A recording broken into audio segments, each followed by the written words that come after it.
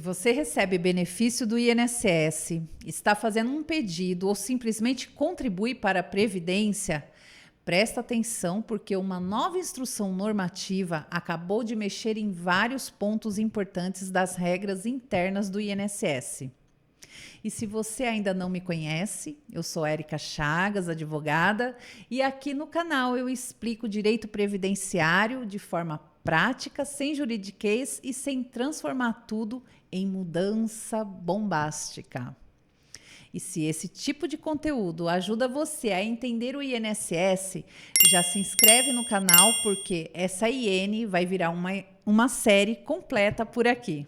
Agora, vamos ao que realmente mudou. Eu vou falar da IN 212 de 2026.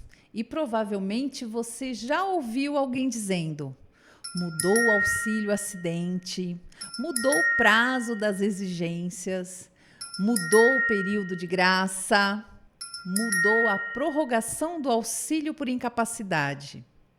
Mas afinal, o que mudou de verdade? E principalmente, qual dessas mudanças pode afetar você? Porque eu já adianto uma coisa: nem tudo que estão chamando de nova regra nasceu agora. E tem uma alteração, especialmente no auxílio acidente, que pode mudar completamente a análise de muitos casos. Fica comigo até o final, porque eu vou te mostrar os principais pontos da IN 212 e nos próximos vídeos nós vamos destrinchar cada um deles. A Instrução Normativa 212 foi publicada pelo INSS agora em agosto de 2026 e altera a famosa IN 128 de 2022. E por que isso importa? Porque a IN 128 é praticamente o grande manual utilizado pelo INSS para aplicar as regras previdenciárias no dia a dia. É nela que encontramos procedimentos sobre aposentadoria, benefícios por incapacidade, qualidade de segurado, auxílio acidente, processos administrativos e muitos outros assuntos. Então, não estamos falando de uma lei nova aprovada pelo Congresso.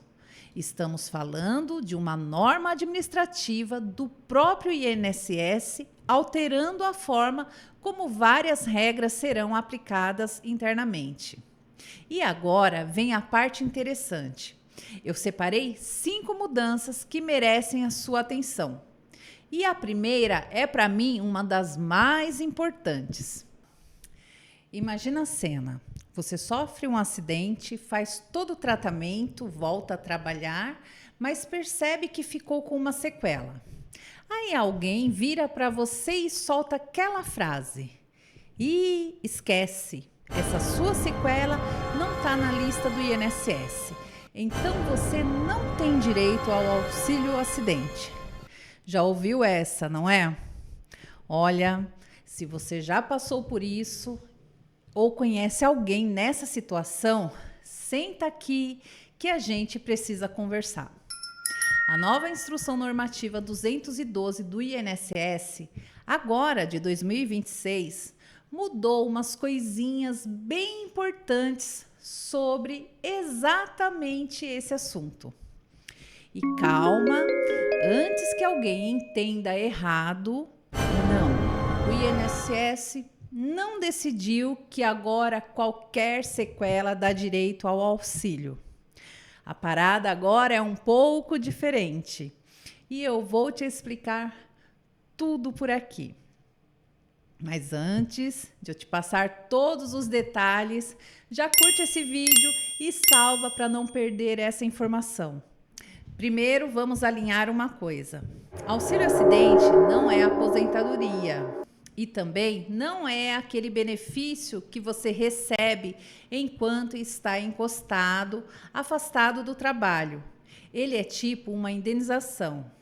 Ele aparece depois que a sua lesão já sarou, mas deixou uma sequela que reduz a sua capacidade de fazer o seu trabalho de todo dia. Presta atenção nesta expressão: reduz a capacidade. Não quer dizer que você ficou completamente incapaz de trabalhar. E é justamente aí que a galera confunde tudo. Pensa no motorista que sofreu um acidente e ficou com um problema permanente na perna. Ele consegue dirigir? Consegue. Voltou a trabalhar? Voltou. Só que agora ele precisa fazer mais esforço, sente dor no movimento ou perdeu um pouco da mobilidade para aquela função. O simples fato dele continuar trabalhando não tira o direito dele. Aí que entra a grande mudança da IN 212. Basicamente, eles colocaram no papel que aquela lista do INSS, o famoso anexo 3, é só um exemplo. Ou seja, a lista não é fechada. Se o seu problema não está lá escrito bonitinho, não tem problema. O perito ainda tem que olhar para o seu caso e ver se você preenche os requisitos. E isso é muito bom. Mas olha, a gente precisa tomar cuidado com as fake news por aí. Tem gente gritando na internet que agora qualquer sequela dá direito. E, gente, não é assim. Imagina que você ganhou uma cicatriz pequenininha no braço que não muda em absolutamente nada o seu trabalho. Teve um acidente?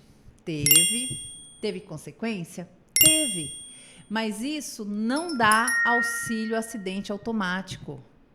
A pergunta de $1 milhão continua sendo: essa sequela te atrapalha a fazer o seu trabalho de antes? E aqui eu vejo um erro clássico nos pedidos. A pessoa leva um laudo médico que só diz: paciente apresenta sequela permanente. E morre aí. Tá, mas qual sequela? Perdeu força? Qual movimento ficou limitado? Você trabalhava fazendo o quê? Carregava peso? Dirigia o dia todo? Subia a escada? Tem que fazer a ponte entre o machucado e o seu dia a dia no trabalho. Quer ver um outro exemplo? Um ajudante de carga e descarga machuca o ombro. Aí ele volta para o trabalho, mas agora não consegue levantar o braço para carregar o mesmo peso de antes. Ele não está totalmente inválido, mas a capacidade dele para aquela função diminuiu. Por isso que só procurar o nome da doença numa lista é uma análise muito fraca. Aí você me pergunta, mas então quem recebeu o auxílio doença vai receber o auxílio acidente depois? Não necessariamente, são coisas diferentes. Tem gente que se recupera 100% sem sequela nenhuma. E tem gente que nem chegou a se afastar, mas ficou com sequela e pode ter direito. Esquece essa regra de recebi um, logo vou receber o outro. Para resumir, guarda essas 5 perguntinhas. Teve acidente? A lesão curou? Ficou alguma sequela? É para o resto da vida.